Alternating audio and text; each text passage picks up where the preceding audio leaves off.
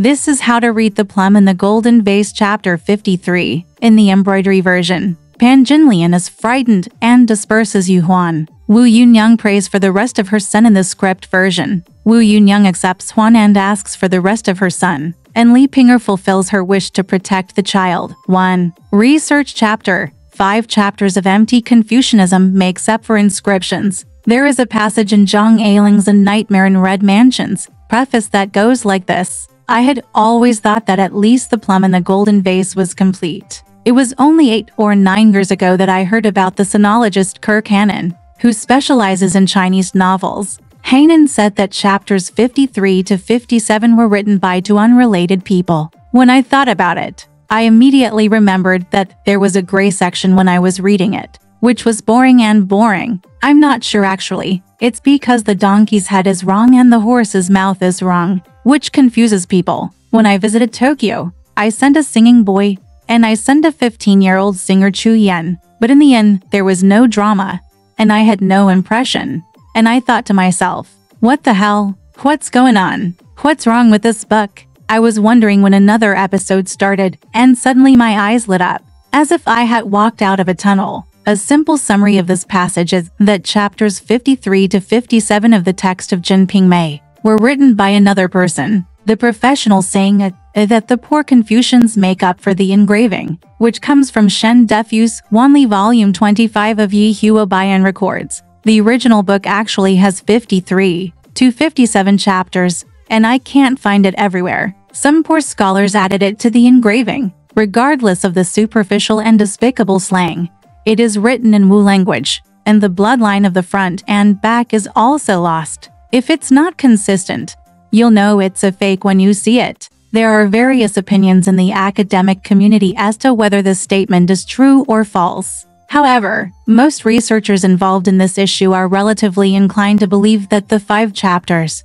in the middle are supplementary writings. However, there are also fierce debates over which version contains supplementary writings. I personally think that it is not difficult to study whether these 5 chapters are supplementary by comparing the 2 versions of the text in detail, and then comparing the story details of the previous and later chapters. It is naturally easy to draw conclusions. It is a pity that most professional scholars at home and abroad seem to have no interest in the text of Jin Ping Mei. For readers who have not studied Jin Ping Mei in depth, the poor scholar can make up for the engraving as a surprising proposition. I carefully speculate that readers will have to possible psychological reactions. First, it turns out that Jin Ping Mei is not perfect. Then isn't it boring for us to read Jin Ping Mei? Or are you not very reluctant as a reader? Secondly, apart from proving whether the 5 intervening chapters were supplementary writings, have the professional academic circles done anything else,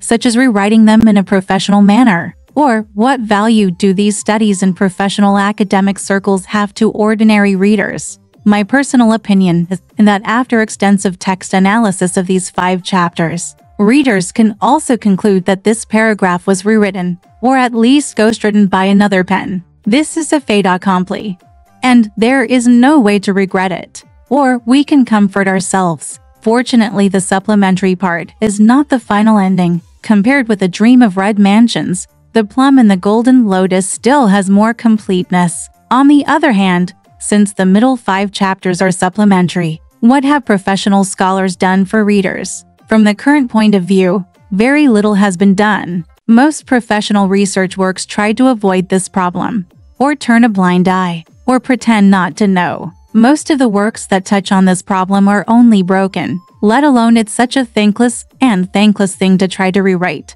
Generally speaking, the professional research works that have been published cannot provide readers with more nutrition on this issue, except for a few such as Professor Jian Xiaofei's Q Shutang on Jin Ping Mei and Professor Han Nan's paper The Version of Jin Ping Mei and others. The work analyzes the text in depth and brings up some missing plot points. As a grassroots author who regards in-depth study of the text as his fundamental goal, this book stands on the shoulders of Q Shutang. The following 5 chapters will be studied differently from the context, using a breakup method to analyze and prove the errors of the text on the one hand, and omissions, on the other hand. We study what the original content should be and use it as a connection between the context. Until chapter 58, after drilling out of the tunnel, we return to the Sunshine Avenue where we appreciated the exquisite texts before. By comparing it with the supplementary writing, we can better understand the wonder of the original author's writing style. Regarding this proposition, we start from chapter 30 of the embroidered image book. I saw Kai Lao Nying entering the door, looking at everyone and saying, "Is that the master's grandma?" Li Jiar pointed at Yunyang and said, "This is the aunt." Kai Lao Nying kodoed. Yunyang said, "Grandma, I will give birth to you. Why did we come here? Please see this lady. How dare she wait to give birth?" Kai Lao Nying touched Li Ping'er's body in front of the bed and said, "It's time." Embroidered eyebrow tattoo. Yunyang is kind-hearted, and she comes from the root of burning incense. The last 53 chapters were changed to a vulgar style, which is ridiculous and hateful. Without this original source, it will almost lose its original appearance. It can be seen from this that in the area of embroidered portraits, it is an open fact that the 5 chapters from 53 to 57 of Jin Ping Mei were added later. From this eyebrow review, we can get the following information. Critics of the portrait version have seen at least 2 different versions of Jin Ping Mei, and believe that the version they are criticizing is the Yuan version. And there are another, or more than one version of chapters 53 to 57 of Jin Ping Mei they are altered, and they may be scripts or earlier manuscripts. Let's look at Shen Defu's words again. The original book actually contains 53 to 57 chapters, and I can't find it everywhere. Some unscrupulous scholars made up for it. Shen's statement is obviously different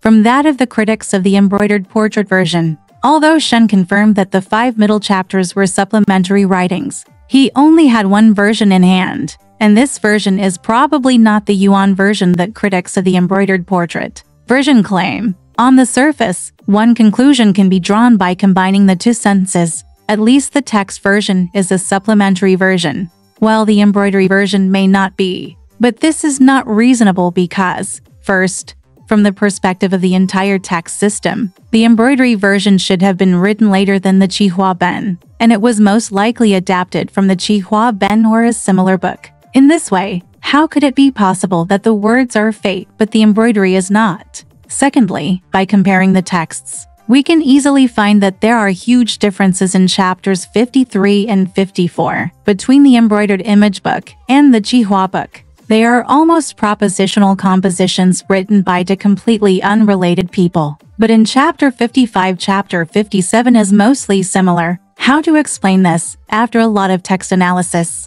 we will find that although there are many problems in the Qihua version, the embroidery version is also very imperfect. On the one hand, both versions have a lot of bloodline and consistency problems. On the other hand, the 2 versions have certain differences. To a certain extent, the information can miraculously complement each other. Therefore, the conclusion of my research is that the Qihua Ben and the Zhuxiang Ben have the same origin as the early Yuan Ben. This early Yuan Ben was probably seen by the critics of the Zhuxiang Ben, and also understood by Shen Defu. However, this early Yuan Ben, the 5 chapters of the original version have been rewritten. It is close to the current embroidered version to a certain extent, and to a certain extent close to the current Qihua version. And both the writer of the Qihua version and the rewriter of the embroidered version can be sure 5 of the original chapters were rewritten, so they had no choice but to fight again, especially chapters 53 and 54. So the 2 versions are now completely different. The poetry and portrait books themselves may be unfamiliar, or at least distrustful of each other. 2. Chen Pan's initial achievements in his affair. In chapter 52, when Wu Yunyang asked the official brother to have his head shaved, it was April 21st. That night, Simon King slept in Meng Yu's building. Early the next morning, Simon King went to the eunuch Liu's house for a drink at the appointment of En Huang and other officials. Pan Jinlian had a rather inexplicable affair story with Shen Jingji at home. It's inexplicable because Li Ping'er is described as too childish and ridiculous. For this reason, I suggested that there is also the possibility of supplementary writing in that part. The above is the background of the 53 chapters. The first sentence of this chapter in the embroidery book is it is said that Chen Jingji and Jin Lian never succeeded, so I feel sad and don't mention it. Then it turns to the story of Ximen Xingzai's drinking at Eunuch Liu's manor. There is nothing good to say about drinking. The problem is at the end of drinking. The connection between the two paragraphs is, happy drinking is not a problem, let's say that. Chen Jingji and Jin Lian never succeeded.